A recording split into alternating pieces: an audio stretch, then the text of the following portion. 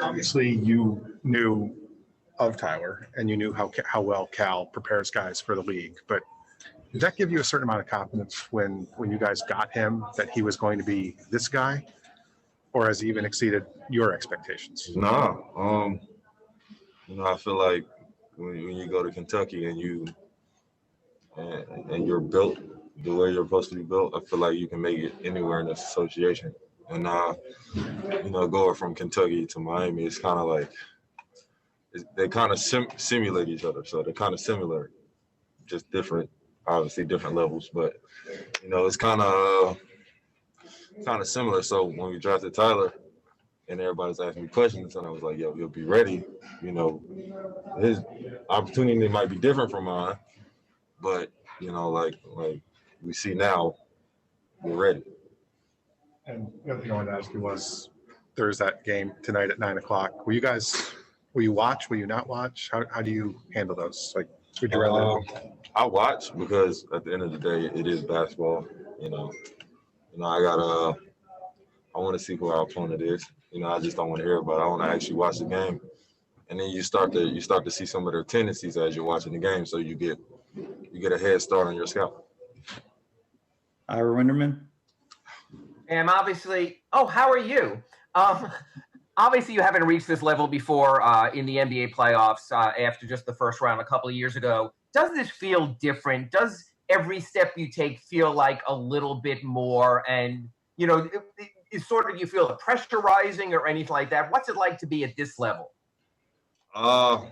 It's definitely a level I've never been to. Hence, you already said that, but I don't feel like it's a nervousness with this team. I feel like it's an anxiousness because we're ready to play, and we just want to go out there and just produce, and we want this for each other. So I don't feel like it's any nervousness because everybody's got each other's back, including the coaching staff. So we're all unity. You're our unit, and we're together. So I feel like we're ready to take on this task again. And we've heard so much about how this team is quote unquote built for the bubble. Why have the Miami Heat found a way to thrive and be built for the bubble? Heat culture, man. You can only understand it unless you're in it. So, for the people trying to figure out the secret, you got to be a part of it to figure it out. Anthony Chang. Hey, Bam. Minus game 4 from last series, do you feel like the defense has reached that next level that you guys were hoping to reach in the regular season when that was kind of the big talking point that the defense has to improve? I still feel like we have another level. It's me being picky. I don't feel like we've played 48 minutes of successful defense. And, we go into shooting slumps, and I think it affects us defensively a little bit sometimes. But, I feel like we have another level. So this series, hopefully we can get to that next level and play 48 minutes of Miami Heat defense.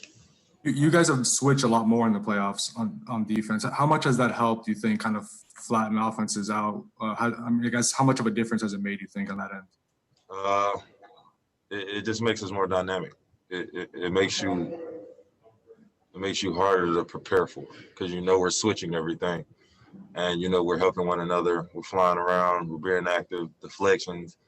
You can't really scout for a defense like that because it's so unpredictable, and we're doing it with energy and effort, and we're communicating. So you can't really scout that type of defense. Ethan Skolnick. Bam, you've been pretty confident since you got in the bubble about what this team was capable of. And Jay just came out and said, it's about us. If we play the way we're going to play, we're pretty much the only team that can beat us. If we do or if we don't. How much has your confidence grown in this group by what you guys have done over the first 2 rounds? Just because we've been doing it together, man. We have guys that have big nights, but at the end goal, we all care about winning.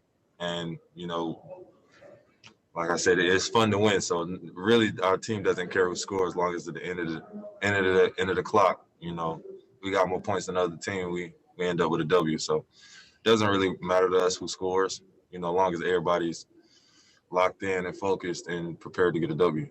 Dan, one quick follow, and I know you said it's about everybody. all the awards stuff came out, and it seems like you guys finished a little bit further back in some of the balloting than we anticipated you would. Maybe you for most improved, maybe Jimmy for an all-defensive team, maybe Goran for sixth man of the year. Do you guys talk about that at all within yourselves, or you just kind of brush it off? Nah, you kind of brush it off. At the end of the day, the end goal is what we all want, and we want that trophy. So at the end of the day, we get a trophy.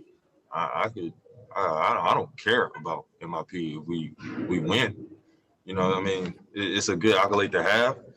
But at the end of the day, if we win a championship, I got me a ring. I feel like that's more important because it's a team thing. Like, it's not just an individual accolade. Christos Saltas from SDNA Greece. Hello, Bam. You dominate in the series against the Bucks. And how much boost do you get from that games? You dominated against the Bucks. How much boost did you get from those games? Love his accent. Just because everybody was going into that series and everybody was against us. Nobody had the intentions of Miami Heat for winning the Milwaukee Bucks. Like, nobody had that. Nobody thought we was gonna win. And when you win like that, it starts to put people in a shock, because now people are wondering how we're winning, what type of ways are we winning, like how are we doing it, and we're just out there hooping and playing together, man. I mean, that's the confidence builder, just proving that doubters wrong, and that's about it. And Ferdinand now Rivera. you're Go ahead, Christos. okay. Now you're 8 wins away from the championship. You think anything about that or not? Thank you. We taking it one game at a time. There's no we can't jump afar. We gotta break this one game by one game, and hopefully, when you ask me this question again, hopefully I'm gonna be like, yo, those 8 games were what prepared us to get this trophy. So, but we're taking it game by game. Ferdinand Rivera from Puerto Rico. Hey, Adebayo. Would you like to improve something for the next series, or are you pleased with your performance so far in the playoffs? Me personally, I feel like I could do better on taking care of the ball. I feel like in Game 5, I threw careless with the ball a little bit. I feel like that's my 1% to get better on in the next series. Harry Jackson. Bam, we've seen so much growth and consistency of your mid-range jumper. How high a priority was that to you coming into the season? And have you seen other teams showing more respect and defending it in recent weeks? Yeah. Coach wants people to guard me because it makes our team better. So at the end of the day, I want to get better. And that was one of my main, I wouldn't say weaknesses, but it was one of the main things that people didn't scout for. So just knocking down a shot and making them think about I can't make it, it just makes our team better, because then it opens up driving lanes for other people, or back cuts for somebody like Duncan that gets an open layup. Thank you. And Bam, our last question. Joe B, go ahead. Hey, Bam, I know Jay has been great ever since he arrived in early February, but what has impressed you about his defensive versatility and knack for big shots in the postseason thus far? 9-9 is one of those people that he lives in the moment. And that's what I love about Jay. He's in the moment, and he doesn't get too far ahead, too far behind. He's always in the moment, and whatever he has to do in that moment, he gets it done.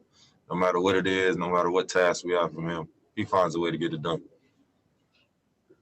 Okay, Bam, that's it. Thank you, sir. Black Lives Matter, people.